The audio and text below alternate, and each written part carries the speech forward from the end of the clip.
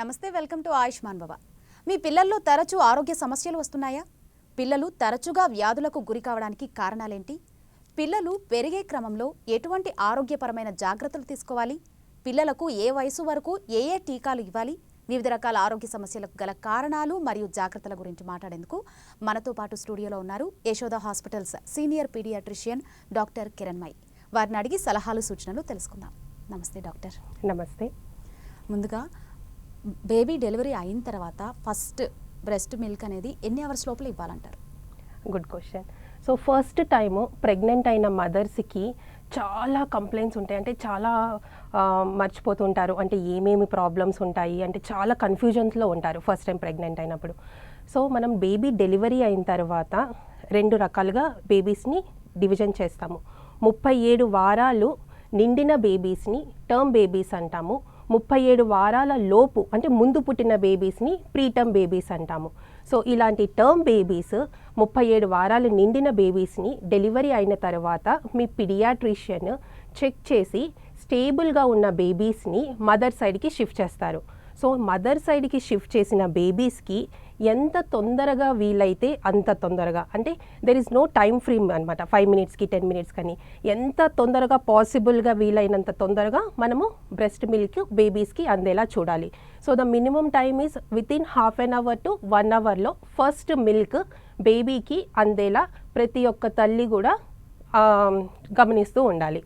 So ఇది ఎందుకు చాలా ఇంపార్టెంట్, ఎందుకు అంత స్ట్రెస్ చేస్తున్నాము ఫస్ట్ మిల్క్ అనేది? ఫస్ట్ 2 డేస్లో వచ్చే మిల్క్ని కొలెస్ట్రాల్ అంటారు, అంటే ముర్రెపాలు అంటారమ్మా. అది మీరు చూస్తే, అది గమనిస్తే ఆ కన్సిస్టెన్సీ లైట్ ఎల్లో కలర్లో ఉంటుంది. అంటే దాంట్లో మిల్క్లో ప్రోటీన్స్ అండ్ బేబీకి ఇమ్యూన్ని పెంచే సబ్స్టాన్సెస్ ఎక్కువగా ఉంటాయి. దాన్నే కూడా మెడికల్ భాషలో first vaccine for the baby అంటారు ఈ కొలెస్ట్రాల్ని. సో ఈ పాలు చాలా మంచిది, బేబీస్కి ఇమ్యూనిటీని, రోగనిరోధక శక్తిని పెంచుతుంది. అందువల్ల కంపల్సరీగా ప్రతి మదరు ఫస్ట్ 2 డేస్ ఎంత మిల్క్ ఉంటే అంత మిల్క్ బేబీకి అందేలా ప్రయత్నం చేయాలి. సో ఇది ఫస్ట్ 30 మినిట్సా 1 అవరా అలాగే ఏమి డిఫరెన్స్ లేదు. ఒకవేళ నార్మల్ డెలివరీ ఉందనుకోండి, ఇమ్మీడియట్గా ఇచ్చేస్తారు డాక్టర్స్. సో ఇమ్మీడియట్గా కూడా బ్రెస్ట్ మిల్క్కి పట్టించేయచ్చు.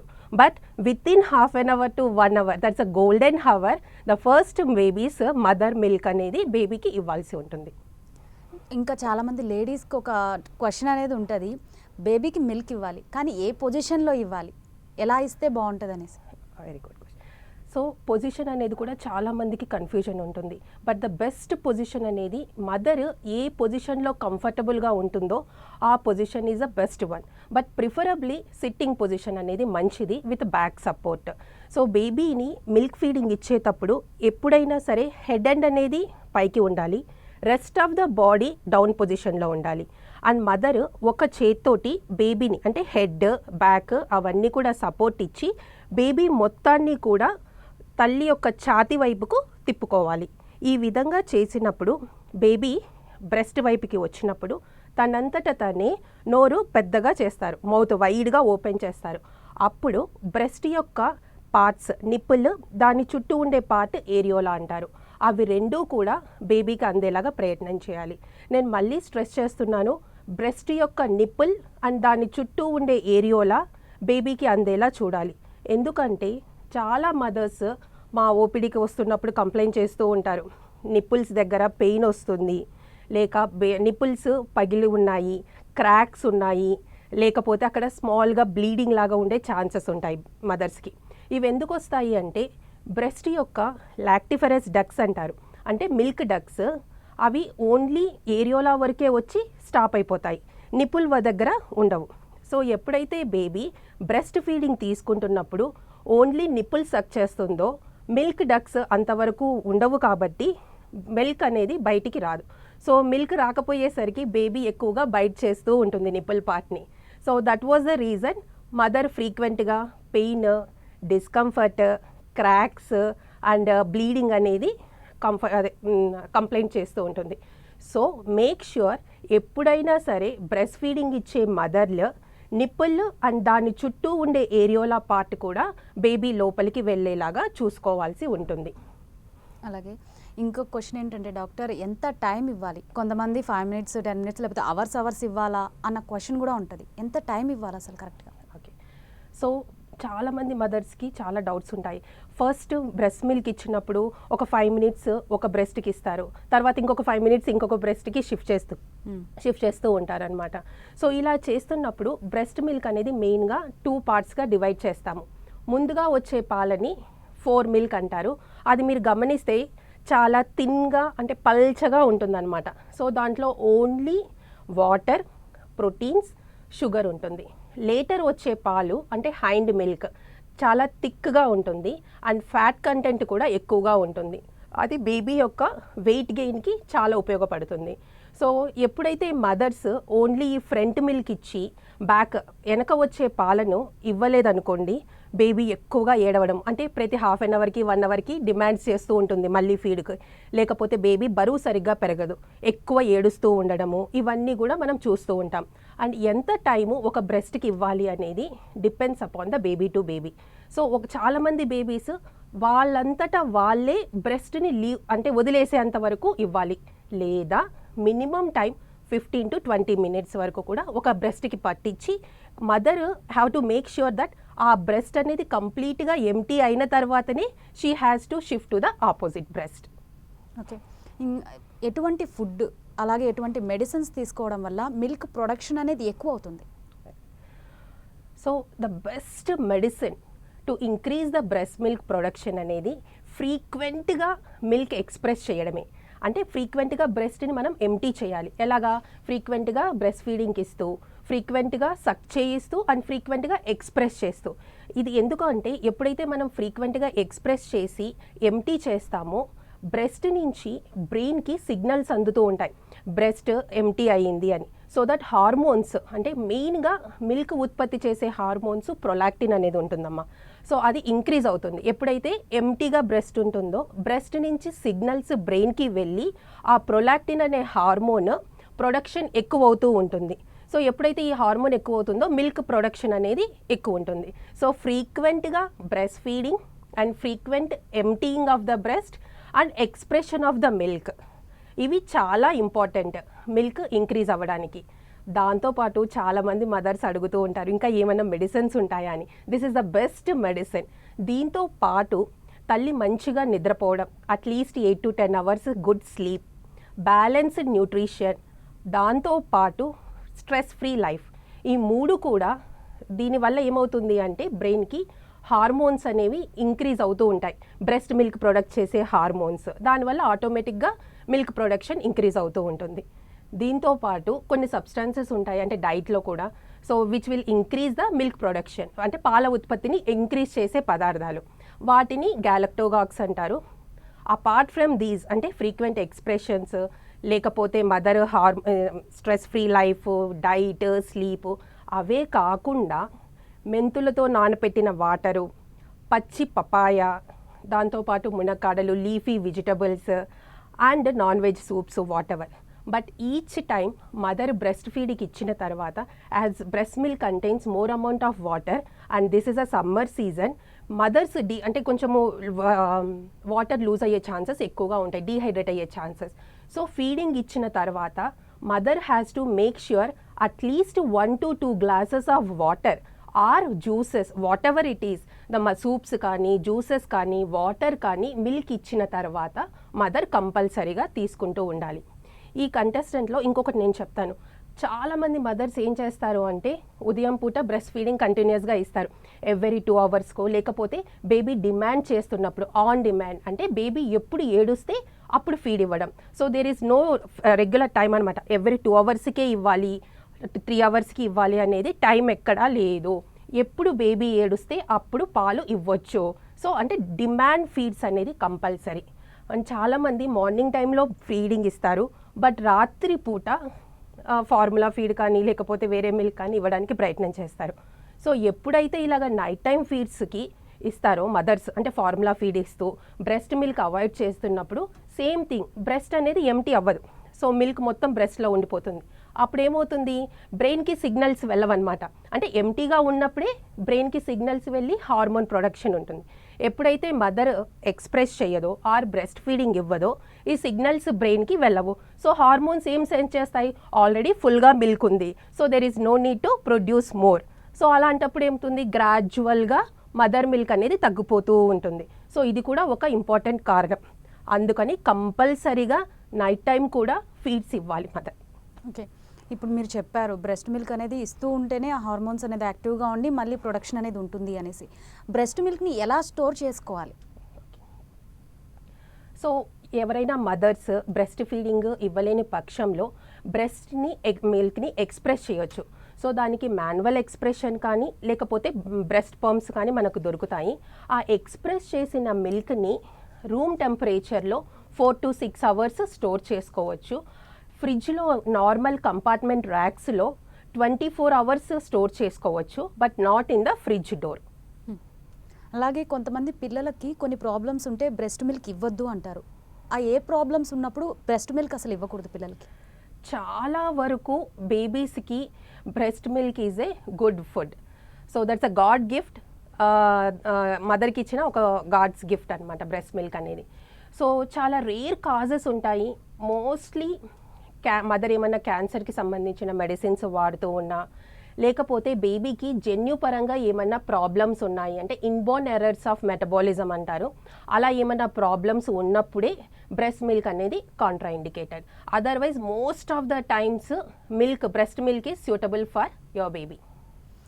మదరు ఏదైనా మెడిసిన్స్ వేసుకున్నప్పుడు బ్రెస్ట్ మిల్క్ అనేది అవాయిడ్ చేయాల్సి వస్తుంది. సో ఏ మెడిసిన్స్ వేసుకున్నప్పుడు ఇలా అవాయిడ్ చేయాల్సిన సిచ్యువేషన్స్ ఫేస్ అవుతాయి? సో మీకు చెప్పినట్టే క్యాన్సర్కి సంబంధించిన మెడిసిన్స్ అవన్నీ వేసుకున్నప్పుడు మదర్ అవాయిడ్ చేయాలి. అలాగే కోవిడ్ పాజిటివ్, ఇప్పుడు కోవిడ్ పాండమిక్ ఉంది కదా, సో కోవిడ్ పాజిటివ్ ఉన్న మదర్స్ బేబీస్కి బ్రెస్ట్ మిల్క్ ఇవ్వచ్చు అంటారా? Yes. So right now this is a covid pandemic situation which is going all over the world. In this context I just wanted to stress, so a pregnant mother అయినా covid positive ఉన్నా కూడా ఇప్పుడు మనకి ఉన్న evidence ప్రకారము breast మిల్క్లో virus transmit అయ్యే risk less likely, అంటే చాలా చాలా తక్కువ వెన్ కంపేర్ టు మనకి మదర్ అంటే బ్రెస్ట్ మిల్క్ యొక్క బెనిఫిట్స్తో చూసుకుంటే ఈ బ్రెస్ట్ మిల్క్ వల్ల వైరస్ ట్రాన్స్మిట్ అయ్యే రిస్క్ చాలా తక్కువ. కాబట్టి బ్రెస్ట్ మిల్క్ మదర్ ఇవ్వచ్చు, ఈవెన్ మదర్కి కోవిడ్ పాజిటివ్ ఉన్నా. కానీ మదర్ బ్రెస్ట్ ఫీడింగ్ ఇచ్చేటప్పుడు మాస్క్ N95 మాస్క్ కంపల్సరీ పెట్టుకోవాలి, బ్రెస్ట్ ఏరియా క్లీన్ చేసుకోవాలి, అండ్ హ్యాండ్ వాషింగ్ అనేది కంపల్సరీగా ఉండాలి. ఇవన్నీ పాటిస్తూ బేబీకి లక్షణంగా మదర్ ఫీడ్ ఇవ్వచ్చమ్మా. ఒకవేళ మదర్ సిక్గా ఉంది అలా ఉన్న పక్షంలో బేబీకి ఎక్స్ప్రెస్ చేసి ఆ మిల్క్ని ఇవ్వచ్చు. అండ్ ఈ కంటెస్ట్లో ఇంకా బ్రెస్ట్ ఫీడింగ్ గురించి ఇంకొంచెం సో చాలామంది మదర్స్కి డౌట్ వస్తూ ఉంటుంది, మేము ఇచ్చిన బ్రెస్ట్ మిల్క్ సరిపోతుందా లేదా అనేది వాళ్ళకి డౌట్. సో అలాంటప్పుడు మనకి breast milk baby at least 1.5 to 2 hours కామ్గా ఉండాలి, నిద్రపోవాలి. And urine at least 5 to 6 times baby pass చేయాలి. And baby weight 20 to 30 grams per day weight gain అవ్వాలి. అండ్ అపార్ట్ ఫ్రమ్ దట్ మదర్కి మిల్క్ ఎంటీనెస్ బ్రెస్ట్ ఎంటీనెస్ అనేది feel అవ్వగలగాలి. So ఇవన్నీ ఉన్నప్పుడు మదర్ ఇచ్చే మిల్క్ బేబీకి సఫిషియెంట్గా ఉన్నట్టే. అలాగే న్యూ బోర్న్ బేబీస్ త్వరగా చల్లబడిపోతూ ఉంటారు. సో చల్లబడకుండా ఏ జాగ్రత్తలు తీసుకోవాలంటారు? సో బేబీ మదర్ వూంబ్లో ఉన్నప్పుడు, మదర్ గర్భంలో ఉన్నప్పుడు టెంపరేచర్ రఫ్గా 37 degrees 36-37 degrees ఉంటుంది. సో ఇలాంటి బేబీస్ డెలివరీ అయినప్పుడు మోస్ట్ ఆఫ్ ద టైమ్స్ మన రూమ్ టెంపరేచర్స్ బికాజ్ 28-30 degrees లోపల ఉంటాయి. సో వాళ్ళ స్కిన్ అనేది చాలా లేతగా ఉంటుంది కాబట్టి తొందరగా హీట్ లాస్ అవుతూ ఉంటారు. సో దానివల్ల మనకి బేబీస్కి గాడ్ ఇచ్చిన గిఫ్ట్ ఏంటంటే మనకి బేబీస్కి మీరు గమనించే ఉంటారు, తెల్లగా పేస్ట్ లాగా క్రీమ్ అనేది బేబీ మొత్తము ఉంటుంది. దాన్ని వర్నిక్స్ అంటారు. అదొక రక్షణ కవచం లాగా ఉపయోగపడుతుంది. సో బేబీస్కి హీట్ లాస్ అవ్వకుండా, ఇన్ఫెక్షన్స్ బేబీకి దరి చేరకుండా ఉండడానికి ఆ వర్నిక్స్ అనేది చాలా ఇంపార్టెంట్. సో ఈ వర్నిక్స్ కేసు చాలామంది ఏం చేస్తారంటే బేబీ డెలివరీ అయిన తర్వాత ఆయిల్ తోటి మొత్తం రబ్ చేసేస్తూ ఉంటారు స్కిన్ మొత్తం, సో దట్ ఆ క్రీమ్ అంతా కూడా వెళ్ళిపోతూ ఉంటుంది. So better not to do that. జెంటిల్గా ట్యాప్ చేసేసేయాలి, బేబీకి మొత్తం తుడవాలి, అంతేకాని రబ్ చేయొద్దు. సో ఇలా రబ్ చేసినప్పుడు స్కిన్ యొక్క పొరలు ఏవైతే ఉంటాయో కూడా ప్రాబ్లం అవుతూ ఉంటుంది. సో జెంటిల్గా ట్యాప్ చేసి ఆ వర్నిక్స్ కేసియోసా ఏదైతే ఉందో that is good for the baby, it has to be remained with the baby అనమాట. దాంతోపాటు టెంపరేచర్కి అంటే హీట్ లాస్ అవ్వకుండా ఉండడానికి బేబీకి క్యాప్స్, గ్లౌస్, సాక్స్ అవన్నీ కూడా కంపల్సరీగా యూజ్ చేయాలి. దాంతోపాటు డ్రెస్ అండ్ ఒక థిక్ కాటన్ సాఫ్ట్ టవల్స్ తోటి బేబీని ర్యాప్ చేయాలి. ఇవన్నీ చేసిన తర్వాత టెంపరేచర్ కంటిన్యూస్గా మనం ఏమైనా థర్మామీటర్ పెట్టి చూడాలంటే అవసరం లేదండి, మన హ్యాండే one of the instrument. So ఎలా చేస్తాము అంటే మన వెనక అరిచేతి యొక్క వెనక భాగాన్ని బేబీ యొక్క పొట్ట వైపుకు టచ్ చేసినప్పుడు ఎంత వెచ్చగా ఉంటుందో అరికాళ్ళు అరిచేతులు కూడా అంతే వెచ్చగా ఉండాలి. ఒకవేళ పొట్ట వెచ్చగా ఉండి అరికాళ్ళు అరిచేతులు చల్లగా ఉన్నాయి అంటే బేబీ కోల్డ్ స్ట్రెస్కి ఉంది అని అర్థం అనమాట. సో ఇమ్మీడియట్గా ఏం చేయాలి, ఒకవేళ మీరు క్యాప్స్ అవన్నీ వేయకపోతే అవన్నీ కూడా బేబీకి వేసి టవల్స్ తోటి ర్యాప్ చేయడము. ఒకవేళ రూమ్లో ఏసీ, బికాజ్ సమ్మర్ సీజన్ కాబట్టి చాలామంది ఏసీస్ అవన్నీ కూడా ఆన్ చేస్తారు. సో టెంపరేచర్స్ అనేవి ఏసీ టెంపరేచర్స్ 26 to 28 degrees పెట్టుకోవాలి, దానికన్నా తక్కువ పెట్టుకోవద్దు. ఏసీ పెట్టుకున్నా కూడా బేబీని మాత్రం ర్యాప్ చేసే ఉంచాలి. సో ఏసీ ఆఫ్ చేయడము అండ్ ఒకవేళ కోల్డ్ వెదర్ అంటే చల్ల గాలి కిటికీల నుంచి కానీ విండోస్ నుంచి కానీ ఏమన్నా వస్తుంది అంటే అది స్టాప్ చేయడము, లేదా బేబీ పడుకున్న బెడ్ దగ్గర చల్లగా అయిపోవడము, లేకపోతే చల్ల బ్లాంకెట్స్ కానీ అవన్నీ ఉన్నాయనుకోండి అవన్నీ కూడా తీసేయడము, అవన్నీ చేస్తూ ఉండాలి. అండ్ ఇంకొకటి, ఈ కంటెస్ట్లో యాక్చువల్లీ బేబీ డెలివరీ అయిన తర్వాత బాతింగ్ అనేది ఇమ్మీడియట్గా చేయించవద్దు, ఎందుకంటే ఇలాగ చేయించినప్పుడు కూడా బేబీ తొందరగా చల్లబడిపోయే ఛాన్సెస్ ఎక్కువగా ఉన్నాయి. సో ఏం చేయాలంటే ఫస్ట్ 24 hours జస్ట్ బేబీని డ్రై ట్యాప్ చేసేసి మదర్ సైడ్కి ఇచ్చేయాలి. 24 hours తర్వాత కూడా బేబీకి నార్మల్గా అవసరమైతే కోకోనట్ ఆయిల్ తోటి బాడీ మసాజ్ చేసేసి గోరువెచ్చని నీళ్ళతోటి బేబీని తుడవాలి. స్నానం అనేది ఈ బొడ్డుతాడు umbilical cord most of the బేబీస్కి 7 రోజుల నుంచి 14 days ఆర్ మ్యాక్సిమం 21 daysలో దానంతట అదే ఫాలో అవుతుంది. సో ఈ బేబీ అంబలికల్ కార్డ్ ఫాల్ అయిన తర్వాతనే మనం బేబీకి ప్రాపర్ స్నానం అనేది చేయిస్తే మంచిది. ఈ లోపల జస్ట్ గోరువెచ్చని నీళ్ళతోటి తుడిస్తే సరిపోతుంది బేబీని. అండ్ ఇంకోటి అంబలికల్ ఓకే బేబీకి కొలికి పెయిన్ అనేది వస్తుంది అంటారు.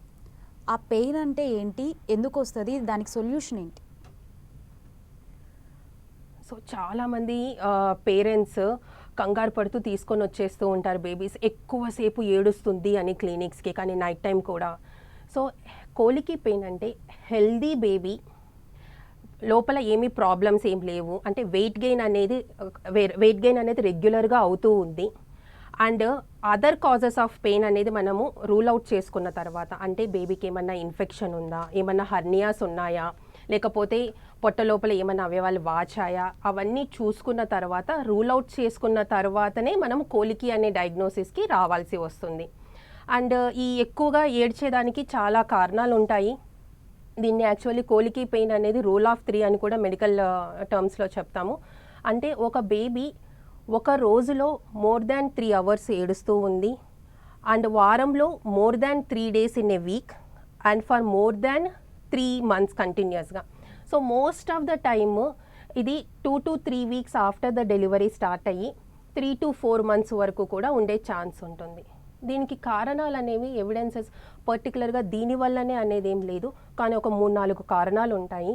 ఫస్ట్ వన్ వచ్చేసి ఇప్పుడు రీసెంట్గా ఏం చెప్తున్నారంటే బేబీ యొక్క గట్లో there will be microorganisms, colonisation అంటారు. So good organisms and bad organisms ఉంటాయి. ఎప్పుడైతే ఈ గట్ యొక్క మైక్రోబయోటా ఆల్టర్ అవుతుందో, అంటే గుడ్ ఆర్గానిజమ్స్ బదులు ఎక్కువగా బ్యాడ్ ఆర్గానిజమ్స్ ఇంబ్యాలెన్స్ ఉంది అన్నప్పుడు మన మదర్ మిల్క్ ఇచ్చినప్పుడు ఏవైతే మిల్క్లో షుగర్స్ ఏవైతే ఉంటాయో ఈ బ్యాక్టీరియా అంటే బ్యాడ్ ఆర్గానిజమ్స్ ఈ షుగర్ని ఫర్మెంట్ చేసి గ్యాస్ని ఎక్కువగా రిలీజ్ చేస్తుంది. సో ఎక్కువగా గ్యాస్ రిలీజ్ అవ్వడం వల్ల బేబీ డిస్కంఫర్ట్ ఫీల్ అయిపోయి ఈ కోలికి పెయిన్ అనేది మనం చూస్తూ ఉంటాం తరచుగా. ఇంకొక థియరీ ఏంటంటే, నేను ఆల్రెడీ ముందే చెప్పాను, మదర్ కొంచెం సేపు ఒక మిల్క్ 5 మినిట్స్ ఒక బ్రెస్ట్కి ఇస్తుంది, దెన్ నెక్స్ట్ 5 మినిట్స్ ఇంకొక బ్రెస్ట్కి ఇస్తూ ఉంటుంది. అలా చేయడం వల్ల ఓన్లీ 4 మిల్క్, ముందు పాలే వస్తాయి, వెనక పాలు బేబీకి సరిపోవన్నమాట, బేబీకి ఇవ్వలేము మనము. సో ఎప్పుడైతే ఇలాగ ఉంటుందో ఈ గ్యాస్ ప్రాబ్లం ఉంటుంది. ఇంకొకటి, బ్రెస్ట్ ఫీడింగ్ చేసే మదర్స్ బేబీ బ్రెస్ట్కి సక్ చేసినప్పుడు ఎయిర్ కూడా స్వాలో చేస్తారు. సో ఎప్పుడైతే వాళ్ళ స్టొమక్ చాలా చిన్నగా ఉంటుంది, సో దానివల్ల కూడా ఎయిర్ డిస్టెండ్ అయిపోయి బేబీకి ఆ డిస్కంఫర్ట్ సెన్సేషన్ని వాళ్ళు ఏడవడం జరుగుతుంది. ఇంకొక థియరీ ఉంటుంది, బ్రెస్ట్ మిల్క్లో కౌ మిల్క్ ప్రోటీన్స్ ఉంటాయి. So cow milk protein allergy వల్ల కూడా ఈ ప్రాబ్లం ఉండే ఛాన్స్ ఉంటుంది. సో దీనికి సొల్యూషన్ ఏముంటుంది మరి? సో ఒకవేళ కౌ మిల్క్ ప్రోటీన్ అలర్జీ వల్ల ప్రాబ్లం ఉంది అంటే మదర్కి కౌ మిల్క్ అంటే డైరీ మిల్క్ ప్రొడక్ట్స్ కానీ టీ, కాఫీ, పాలతోటి వచ్చే పదార్థాలన్నీ కూడా స్టాప్ చేయమని చెప్పాలి. దాంతోపాటు కొన్ని ఫార్ములాస్ ఉంటాయి స్పెసిఫిక్గా, హైడ్రోలైజ్డ్ ఫార్ములాస్ అని, అవి మీ పీడియాట్రిషియన్ మీతో డిస్కస్ చేస్తారు. అండ్ రీసెంట్గా ద రోల్ ఆఫ్ ప్రోబయాటిక్ అంటారు, అంటే గుడ్ ఆర్గానిజమ్స్ని ఇంక్రీజ్ చేసేవి. సో బేసికల్లీ ద లాక్టోబాసిల్లస్ రీయూటరై అనే సబ్స్టెన్సెస్, ఆర్గానిజమ్స్, కమెన్సెల్స్ ఉంటాయి. సో వాటికి సంబంధించిన ప్రోబయాటిక్స్ బేబీకి ఇచ్చినా కూడా ఈ కోలికి పెయిన్ని కొంచెము వరకు తగ్గించే వరకు. But the first and thing is పేరెంట్స్కి మనము రీఅష్యూరెన్స్ ఇవ్వాలి. This is a normal thing, ఇది ఏమీ అబ్నార్మల్ కాదు, ఇదేమీ డిసీజ్ ఏం కాదు అని రీఅష్యూరెన్స్ అండ్ సపోర్ట్ మనం పేరెంట్స్కి ఇవ్వాలి. ఓకే, అలాగే బేబీకి, న్యూబోర్న్ బేబీకి ఎప్పటి లోపల వ్యాక్సినేషన్ అనేది స్టార్ట్ చేయాలి? Okay, very good. So vaccines అనేది బేబీ డెలివరీ అయిన తర్వాత హాస్పిటల్ నుంచి డిశ్చార్జ్ అయ్యే లోపు ఫస్ట్ వ్యాక్సిన్స్ బేబీకి రిసీవ్ చేయాలి. సో ఫస్ట్ మనం BCG, hepatitis B, oral polio drops అని 3 వ్యాక్సిన్స్ ఉంటాయి. అవి బేబీకి అందేలాగా చూసుకోవాలి. సో ఈ వ్యాక్సిన్ వల్ల ఏమీ సైడ్ ఎఫెక్ట్స్ ఏమీ ఉండవు, ఫీవర్ కూడా ఏమీ రాదు. And make sure that your baby receives the vaccine before discharging from the hospital. అలాగే అంబలికల్ కార్డ్ కేర్ ఎలా తీసుకోవాలంటారు? సో అంబలికల్ కార్డ్ అంటే బొడ్డుతాడండి. సో బొడ్డుతాడు అనేది మీకు ఇందాక చెప్పినట్టు 1 వీక్ నుంచి 2 వీక్స్ అరే మ్యాక్సిమం 3 వారాల తర్వాత ఊడిపోతుంది. చాలామంది ఏం చేస్తారంటే ఈ ఊడిపోయినప్పుడు అక్కడ పౌడర్ కానీ, పసుపు కానీ, పాతకాలంలో అయితే ఆవు పేడ కూడా అక్కడ అప్లై చేస్తూ ఉంటారు. ఇది అప్లై చేసినప్పుడు బేబీకి ఇంకా ఇన్ఫెక్షన్స్ రావడానికి ఛాన్సెస్ ఉంటాయి. సో అందుకని ఏం చేయాలి అంటే అంబలికల్ కార్డ్ ఫాల్ అయినప్పుడు డ్రైగా ఉంచాలి, పౌడర్లు ఏమీ అస్సలు ఏం పెట్టకూడదు. ఆ సైట్లో, అంబలికల్ కార్డ్ సైట్లో ఒకవేళ రెడ్నెస్ ఉంది, లేదా చీములాగా అక్కడి నుంచి కారుతుంది, ఆర్ ఏమైనా బ్లీడింగ్ లాగా వస్తూ ఉంది అంటే మీ పీడియాట్రిషియన్ని సంప్రదించాలి. అలాగే పిల్లలకి డేంజర్ సైన్స్ అని కొన్ని ఉంటాయి. ఆ సైన్స్ కనిపించిన వెంటనే ఇమీడియట్గా హాస్పిటల్ తీసుకెళ్లాల్సిన సిచ్యువేషన్ ఉంటుంది. సో ఆ డేంజర్ సైన్స్ ఏంటి అసలు? ఓకే, సో బేబీకి ఎప్పుడైనా సరే high grade fever, so fever అంటే టెంపరేచర్ 100 డిగ్రీ ఫారెన్ హీట్ కన్నా ఎక్కువగా ఉన్నా, బేబీ డల్గా ఉన్నా, ఫీడ్ సరిగ్గా యాక్సెప్ట్ చేయకపోయినా, చల్లగా ఉన్నా, ఏమన్నా అబ్నార్మల్ మూమెంట్స్ లాగా ఉన్నా ఇమ్మీడియట్గా మీ పీడియాట్రిషియన్ని సంప్రదించాల్సి వస్తుంది.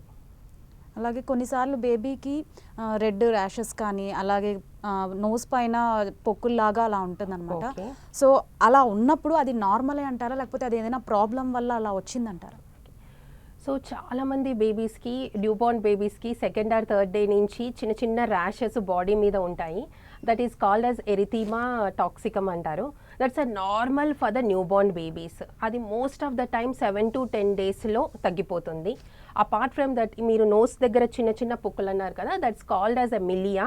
That is also a normal thing. Days గడిచే కొద్దీ ఆటోమేటిక్గా అవి కూడా తగ్గిపోతాయి. అండ్ దీంతో పాటు ఇంకా కామన్ సైన్స్ అంటే పేరెంట్స్ ఎవరైతే వర్రీ అవుతారో దాని గురించి నేను చెప్తాను. సో అంగిట్లో లోపల వైట్ కలర్గా అంటారు, దాన్ని ఎప్స్టీన్ పర్ల్స్ అంటారు. That is also a normal thing. ఇంకొకటి ఇక్కడ ఐస్ దగ్గర రెడ్ కలర్ స్పాట్స్ ఉంటాయి, నెక్ దగ్గర కూడా back of the neck red colour spots ఉంటాయి. వాటిని క్యాపిలరీ హెమాంజియోమస్ అంటారు. That is also a normal thing. మీరు బేబీ యొక్క బ్యాక్ చూస్తే పుట్టుమచ్చల్లాగా గ్రే కలర్లో పెద్దగా ఉంటాయి. That is Mongolian spots. That is also normal for the baby. ఇంకొకటి బేబీ యొక్క యూరిన్ అండ్ మోషన్ గురించి కూడా చాలా డౌట్స్ ఉంటాయి మదర్స్కి.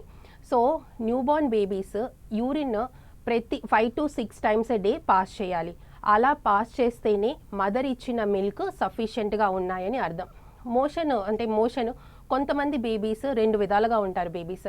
సో కొంతమంది రోజుకి 15 to 20 టైమ్స్ పాస్ చేస్తారు motion, small quantity, and feed ఇచ్చిన తర్వాత ఇమ్మీడియట్గా పాస్ చేస్తారు. That is because of a gastrocolic reflex which is a normal thing. కొంతమంది బేబీస్ 5 రోజుల నుంచి 7 రోజులకు ఒకసారి పాస్ చేస్తారు. That is also normal. So 15 to 20 times A day or once in a week motion pass చేయడము common thing. But ఎప్పుడైనా సరే బేబీకి పొట్ట ఉబ్బుగా ఉంది, పొట్ట గట్టిగా ఉంది, గ్రీన్ కలర్లో వామిటింగ్స్ చేస్తుంది, అలా డల్గా ఉంది, ఫీడ్ సరిగ్గా తీసుకోవట్లేదు అంటే ఇమ్మీడియట్గా మీ పిడియాట్రిషియన్ని సంప్రదించాల్సి వస్తుంది. ఓకే డాక్టర్, పిల్లల్లో తరచూ వచ్చే సమస్యలు, పరిష్కార మార్గాల గురించి చాలా చక్కగా వివరించారు. Thank you so much. Thank you. చూశారు కదా, ఇది వాటి ఆయుష్మాన్ భవ. చూస్తూనే ఉండండి 10 TV.